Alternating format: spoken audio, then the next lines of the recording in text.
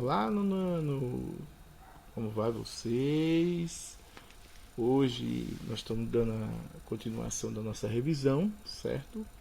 Vamos para a nossa segunda parte da revisão. Vamos tratar do assunto Sociedade Urbana Industrial, fontes de energia, né? Que aí é o principal, fonte de energia. E aí na imagem você já vê as opções de fontes de energia, né? Que a gente tem a energia limpa, a energia solar, eólica, as termoelétricas e as usinas, né? Então vamos aprofundar na nossa revisão, rever tudo que a gente assistiu na aula, certo? Lembrando, eu sempre gosto de deixar os slides cheios para que vocês possam relembrar por completo tudo que a gente viu durante a aula que foi gravada, certo? Vamos lá então, vamos para lá para nossa aula. Vamos seguir diante. Vamos lá. Sociedade urbana industrial e fontes de energia, certo? Então, nós vimos que durante muitos séculos, né, além do carvão vegetal, foram os principais fontes de energia utilizadas pelos seres humanos. Mas lá atrás, né? Aí depois, com o advento da tecnologia, surgiu novas fontes de energia, né? A hidráulica, a termoelétrica, certo? Então, só para a gente relembrar, o carvão mineral era a base da energia lá atrás, mas até hoje é utilizado ainda, certo? No decorrer do século XIX, XX e XXI, o uso dessas fontes de energia causaram sérios impactos ambientais, ainda causa, né? Se você se lembrar, a gente abordou isso e a extração do carvão mineral é danoso à terra, né? Vamos ver mais na frente, a gente vai lembrar ainda que vai ver umas fotos, né? Fontes de energia renováveis e não renováveis, aquelas que se pode renovar e as que não o homem ainda não conseguiu trabalhar. As renováveis são aquelas que não se esgotam, como a biomassa, que isso é produzido, né? A hidráulica, que é da água, mas porém uma atenção para essa da água. A água, se não houver água, não tem como ela acontecer. É a mesma coisa, a eólica, que é do vento, a do sol, que o sol está aí o dia todo, né? A geotérmica, que é do interior da terra, e a maré motriz, que é aquelas que, devido ao movimento das marés, vai gerando a energia, certo? A energia é denominada também de fontes sustentáveis de energia, né? E quais são as não renováveis? Lembrando sempre do petróleo, né? Do carvão mineral, do gás natural, que todos esses são recursos que são extraídos da terra e que são finitos, logo acabarão e não tem como esperar que a terra refaça todo o estoque, né, desse tipo de energia, né? Os combustíveis fósseis e os impactos. A gente viu na aula os impactos que a produção dos combustíveis fósseis faz na atmosfera, né? Na contaminação do ar, produzindo chuvas ácidas, na contaminação do próprio solo e da água, das águas superficiais e subterrâneas. Do aquífero Guarani, por exemplo, uns lençóis freáticos contaminados com elas, né? Vamos passar mais um slide. E aí a foto que eu falei que a gente viu na nossa aula, a extração do carvão mineral. Olha quanto dano a terra sofreu aí nessa foto, né? E aí ele fala, no decorrer do tempo geológico houve momentos em que as águas do mar avançaram sobre os continentes, submergindo as porções de áreas florestadas. Os detritos e os sedimentos existentes na suspensão das massas de água foram pouco a pouco depositado, subindo. Aí já vai falando da formação do carvão. Nessa imagem aí que a gente viu lá atrás, né, tá a produção do carvão quando a água subiu, depois os sedimentos que foram compactando no fundo e assim surgindo todo o processo de formação do carvão. Passo a passo ele vai dar aqui, ó. E depois o carvão está pronto só para retirada do solo. Bom, e aí vimos também quais são o carvão mineral, a participação da produção mundial. Lá em 2017, a China era maior, 46,4, né? Seguida dos outros juntos, né? Os menores, e aí vem Estados Unidos, Austrália, todos com suas porcentagens mais baixas. A China, para ter uma noção, carvão mineral participação no consumo mundial, a China tem mais da metade, 50,7, né? Vimos também da formação do petróleo, que é feito lá do plâncton depositado no fundo dos oceanos, mesmo processo da compactação lá que foi vista do carvão, né? Mesma coisa, a compactação. Se você olhar a foto aqui do lado, essas imagens aqui do lado vai mostrar para vocês como é a compactação na era geológica, né? Isso aí levou milhares de anos para ser produzido o petróleo. O homem não tem como produzir o petróleo, porque isso leva anos, anos e anos. Olha aí, a imagem vai mostrando toda a parte da sedimentação, vai compactando, até produzir o petróleo, né?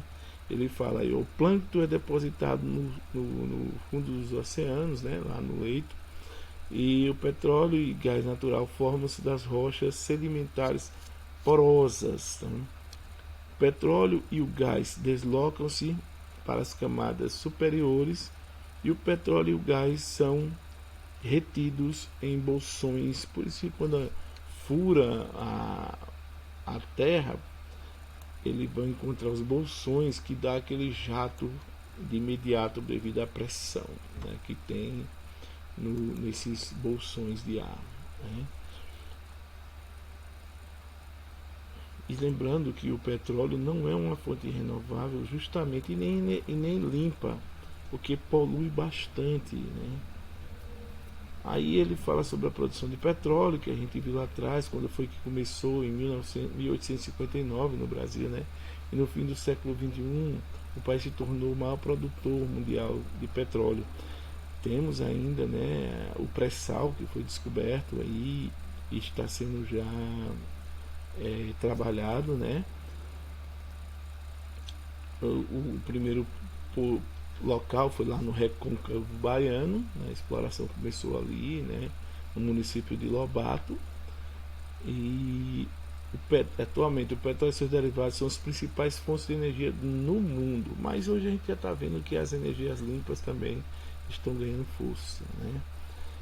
A exploração do petróleo criou novas formas de espaço geográfico, alterando as paisagens, né? A gente vê aí a figura de uma torre, né, de poços de petróleo. Isso muda toda a paisagem do local.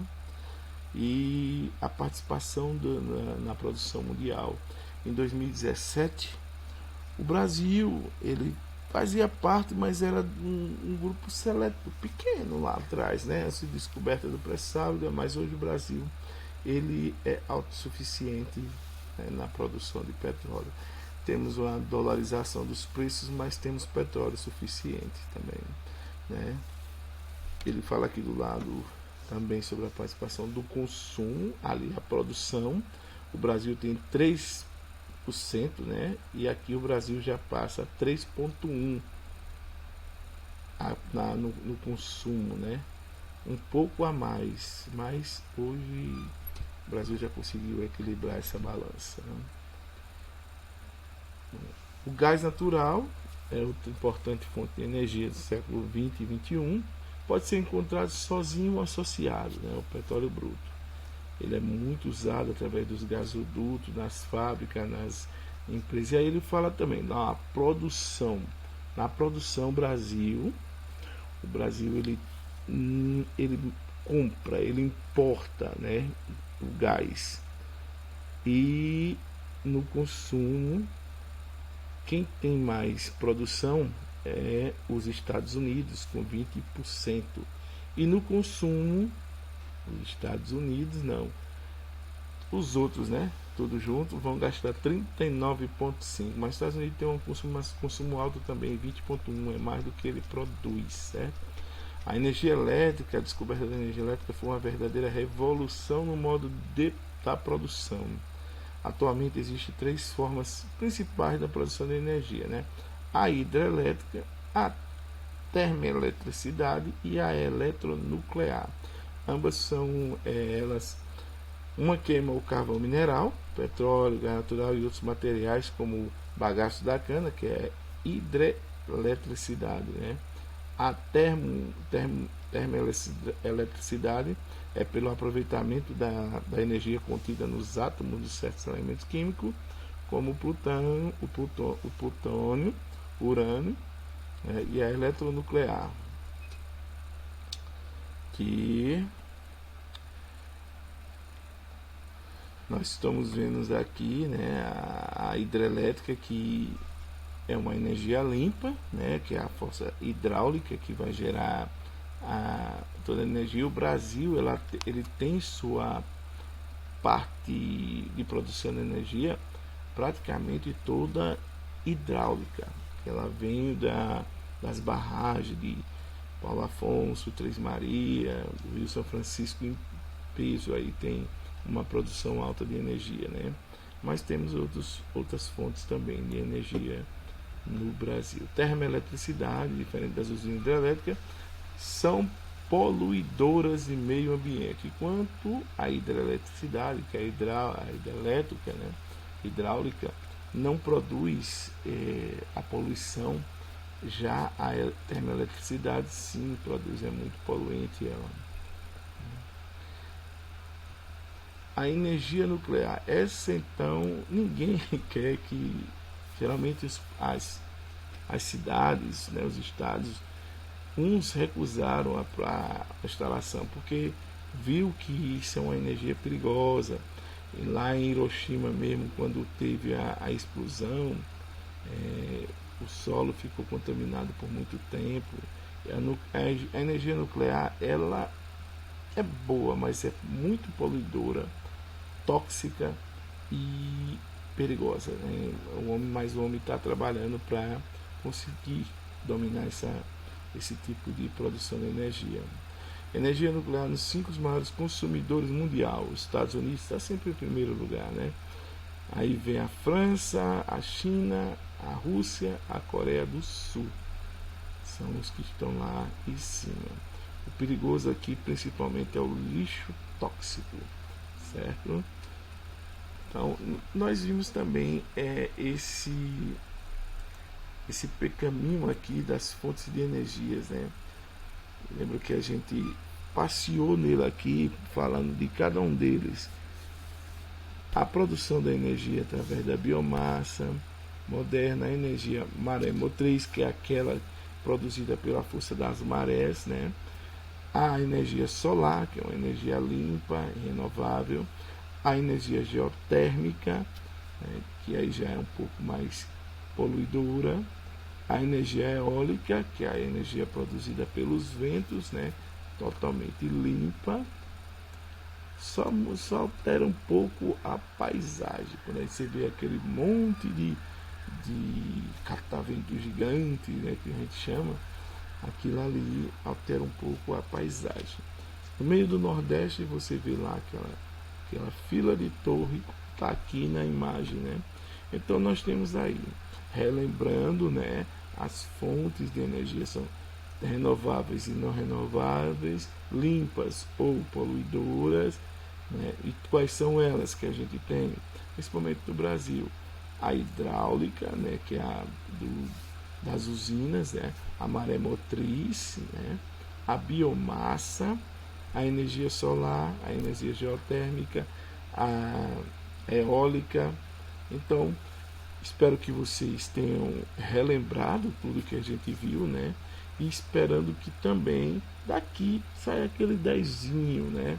Se preparem bem, releiam, assistam novamente a aula, tiver dúvida, dá uma visitadinha no livro e boa sorte para todos, tá bom?